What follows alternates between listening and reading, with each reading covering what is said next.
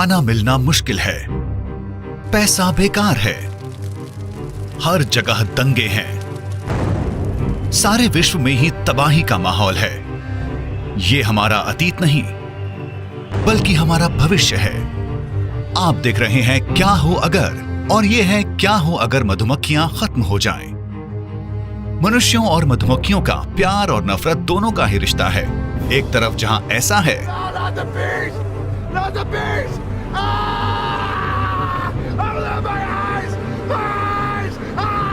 वहीं दूसरी तरफ किसे ये पसंद नहीं। ये असल में थोड़ा कठिन है। मधुमक्खियां डंक मारने और शहद बनाने के अलावा भी बहुत कुछ करती हैं। वे लगभग हमारी सारी ही उपयोग में आने वाली फसलों का पॉलिनेशन भी करती हैं। ये ग्लोबल इकोनॉमी में हर साल $200 बिलियन का योगदान है और हम उनके साथ बदले में ये करते हैं। ग्लोबल वार्मिंग और खेती में पेस्टिसाइड्स का अत्यधिक इस्तेमाल मधुमक्खियों की घटती हुई संख्या का प्रमुख कारण है। इसका क्या मतलब हुआ? ये कि अगर हम सावधान ना हुए तो जल्दी ही अपने आप को एक बड़ी परेशानी में पाएंगे। धरती की आखिरी मधुमक्खी के मरने के 3 महीनों के अंदर ही फसलों का उगना इतना कम हो जाएगा कि फल और सब्जियां आपको मुंह मांगे दाम पर मिलेंगी। पर आप सिर्फ फल और सब्जी ही नहीं खोएंगे, बल्कि आपको अलविदा कहना होगा बादाम, नारियल, चॉकलेट या फिर यकीन मानिए कॉफी को भी। मधुमक्खियों के ना रहने पर चिड़ियों, चमगादड़ों और तितलियों जैसे अन्य जीवों को पॉलिनेशन का काम करना होगा। पर क्या ये काफी होगा? सबसे बुरी स्थिति में मधुमक्खियों का खत्म होना फूड चेन्स को खत्म कर देगा। सबसे पहले पौधे पॉलिनेशन न होने के कारण खत्म होने लगेंगे, जिससे कि हर्बिवोर्स यानी शाकाहारी पशु खत्म हो जाएंगे। अपने मवेशियों के बारे में सोचें। बादाम के छिलके गायों और मुर्गियों के चारे के लिए एक बढ़िया क्वालिटी की सामग्री होती है। जैसा हमने पहले बताया, बादाम के पेड़ों का पॉलिनेशन मधुमक्खियां ही करती हैं। अगर आपको मांसाहारी खाना अभी महंगा लगता है तो जरा मधुमक्खियों के खत्म होने का इंतजार करें।